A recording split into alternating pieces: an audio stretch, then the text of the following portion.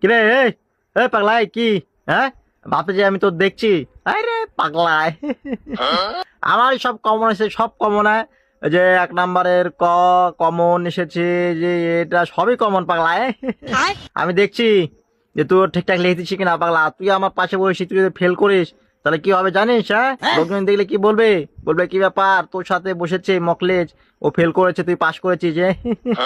আর তাই আমি দেখছি তুই এটা কি পাশ করেছিস নাকি, দেখি দেখি। ওইটা কি লিখেছিস? ওই যে ফুল স্টপের উপরে ওটা কি? এ ভাই একটু দেখা না মকলেজ ভাই।